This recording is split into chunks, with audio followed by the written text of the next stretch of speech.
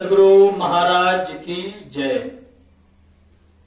भाग 2 में मैंने कहा था कि साधकों को शौर्य के साथ धैर्य रखने की आवश्यकता है। दोनों चीजों की आवश्यकता है। शौर्य और धीरज ये धर्ममय रथ का 2 चक्का है। आगे भगवान श्री राम ने कहा, सत्यशील दृढ़ ध्वजा पताका, सौरज धीरज तेहि रथ चाका, सत्यशील दृढ़ ध्वजा पताका।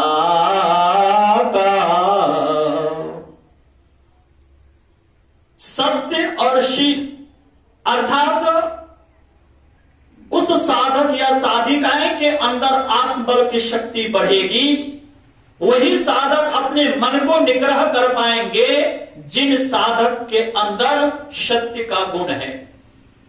हम विचार करें कि दिन रात झूठ प्रेम में अपने मन को लगाकर रखेंगे और चाहेंगे कि साधना में तरक्की हो जाए, कभी भी संभव नहीं है।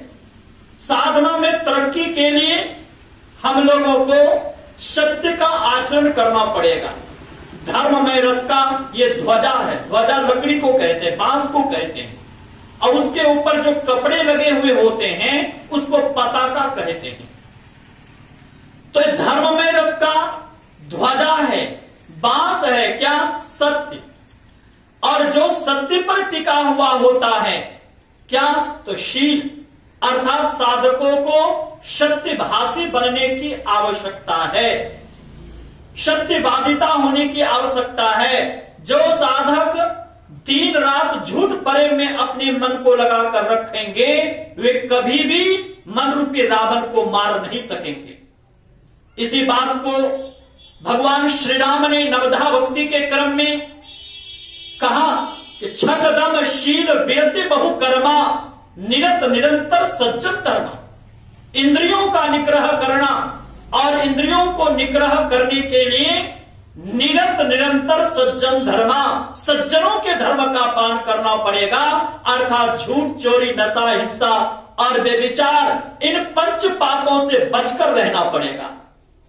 जब तक कि सदाचार का पालन नहीं करेंगे, सत्य का पालन नहीं करेंगे, सत्य का अनुसरण नहीं करेंगे, सत्य पर आश्रित होकर नहीं रहेंगे, सत्यवाणी का प्रयोग नहीं करेंगे, तो कभी भी अपने फैले हुए मन को समेट नहीं सकेंगे। लेकिन आज लोग क्या कहते हैं कि गुरुजी सत्य तो बोलना चाहिए, परंतु यदि झूठ ना बोलूं तो रोटी नहीं मिलती है, ऐसा लोग कहते हैं। मुझे एक छोटी सी कथा स्मरण हो रही है।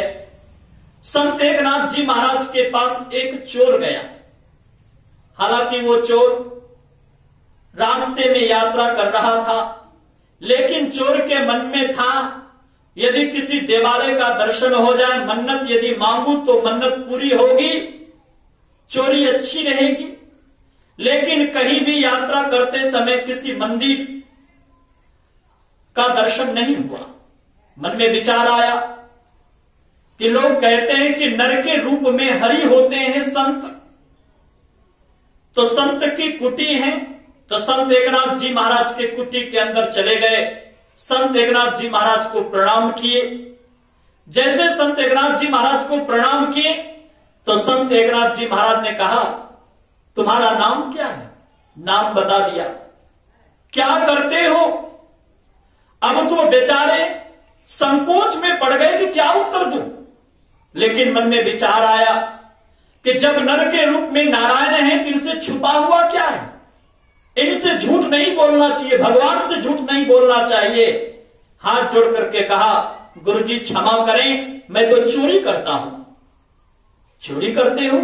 क्यों करते हो? तो कारण बताया।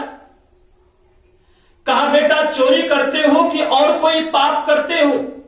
कहा, गुरुजी सब तरह का पाप होता है, झूठ भी बोलता हूं, नशा का सेवन भी करता हूं, अनैतिक मिलन भी हो जाता है, सब तरह का पाप बनता है।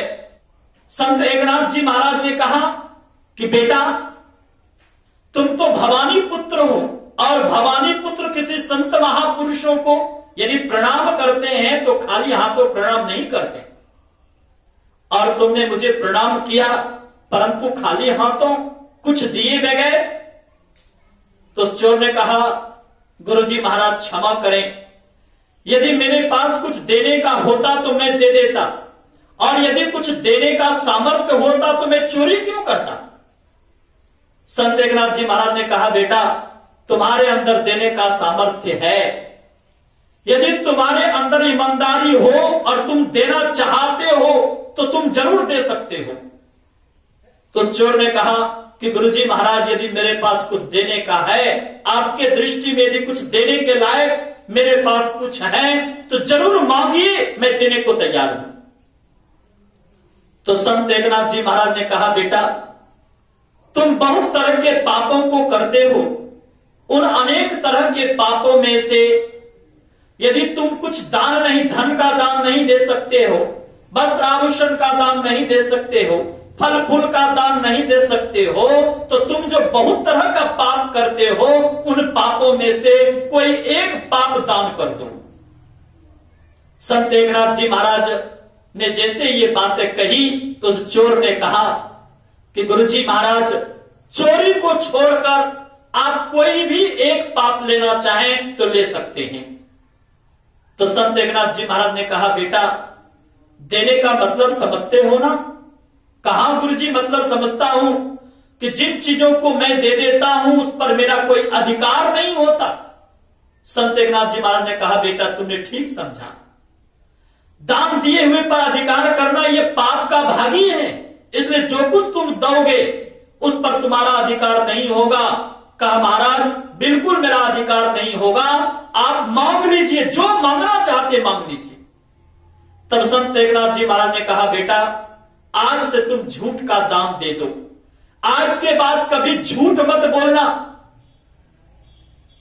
उस चोर ने हाथ जोड़ करके विनय पूर्वक कहा, गुरुजी महाराज आज से वचन देता हूं कि आज के बाद कभी भी झूठ नहीं बोलूंगा।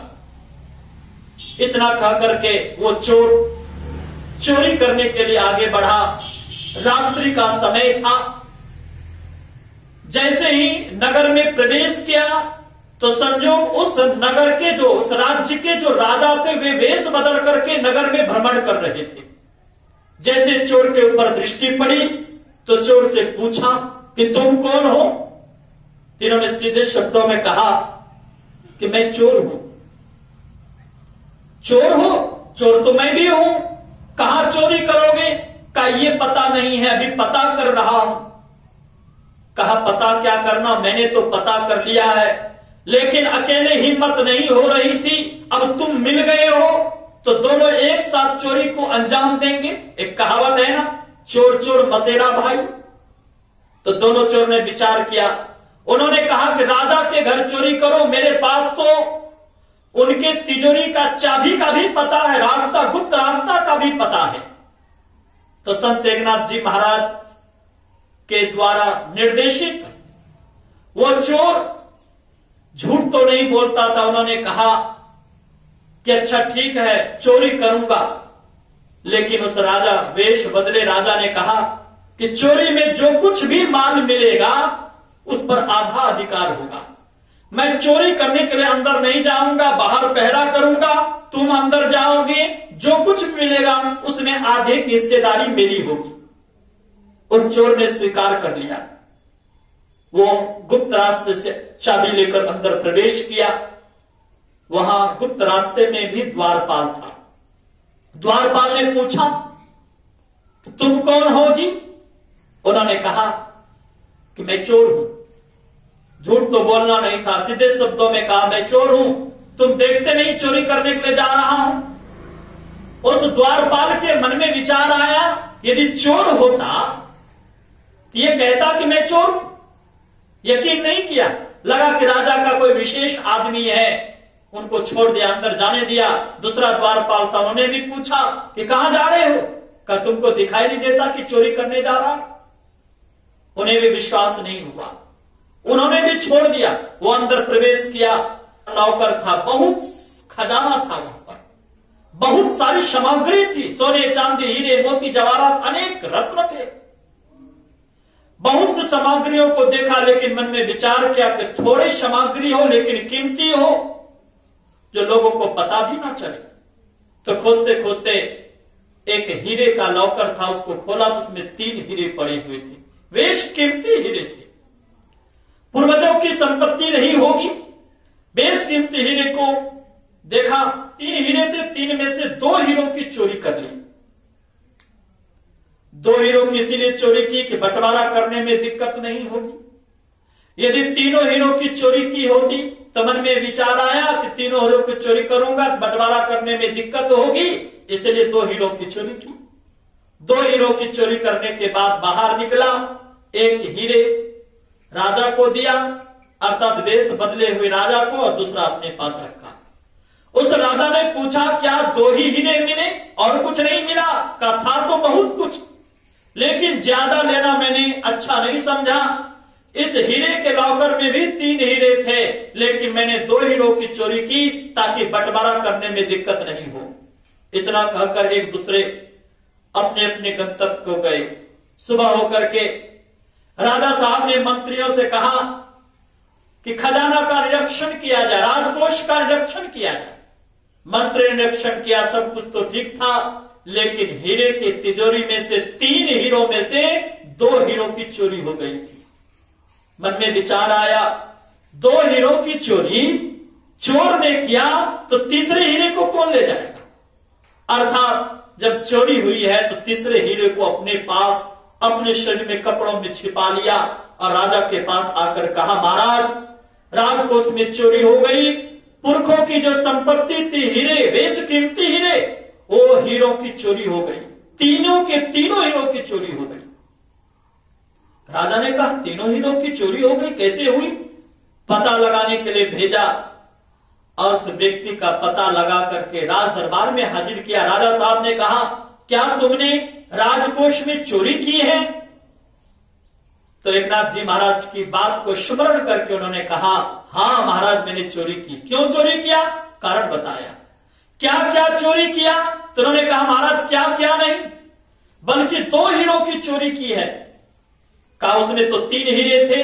कहा 3 हीरे थे महाराज, परंतु मैंने 2 हीरों की चोरी की क्योंकि मेरे साथ एक चोर और था, और उन्होंने कहा था कि चोरी में जो कुछ भी मिलेगा उसमें आधे की हिस्सेदारी होगी, इसलिए महाराज मैंने 2 हीरों की चोरी की।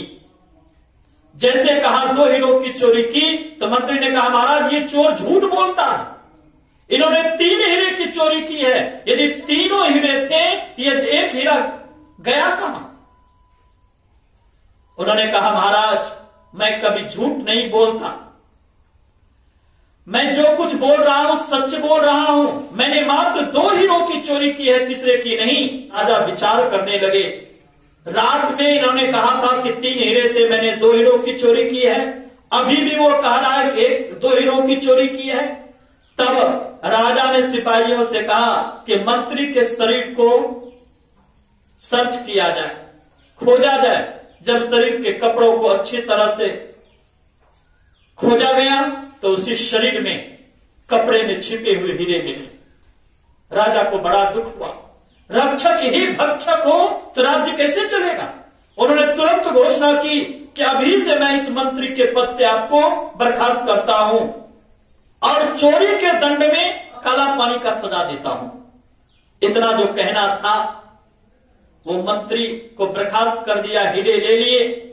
और दूसरी तरफ उस राजा ने घोषणा की, ये भले ही गरीबी के चलते चोरी कर रहा है लेकिन है ईमानदार, इसलिए इसके ईमानदारी के चलते मैं आज से इन्हें मंत्री के पद पर नियुक्त करता हूं। जैसे कहना था मंत्री के पद पर नियुक्त करता हूं, उस चोर ने हाथ जोड़ करके कहा कि राजन क्षमा करें, मुझे मंत्री का पद स्वीकार नहीं। राजा ने कहा, क्यों? तुमको मंत्री का पद दिया हूं, वेतन मिलेगा, बाल बच्चों को पढ़ने लिखने की सुरक्षा व्यवस्था के साथ साथ शिक्षा मिलेगी, सब कुछ सुव्यवस्थित होगा, तुम्हारा ये दयनीय स्थिति जो है ये दयनीय स्थिति समाप्त हो जाएगा, तुम इतने अच्छे पद को क्यों ठुकरा रहे हो? उस चोर ने कहा, महाराज क्षमा करें, मैं इसीलिए इस पद को ठुकरा रहा हूं। संत एकनाथ जी महाराज कि एक बात को मैंने जीवन में धारण किया, सिर्फ झूठ बोलना छोड़ा, तो आज चोर से मैं मंत्री बन गया। यदि संत एकनाथ जी महाराज की हर एक बात को मानूंगा तो मंत्री कौन कहे, ये संसार के पद प्रतिष्ठा कौन कहे, उनकी बात को मानकर उनके युक्ति के अनुसार चलूंगा, भक्ति करूंगा तो भक्ति के बाद मुक्ति मिलेगी, आवागमन के चक्र से छुट्टी मिलेगी।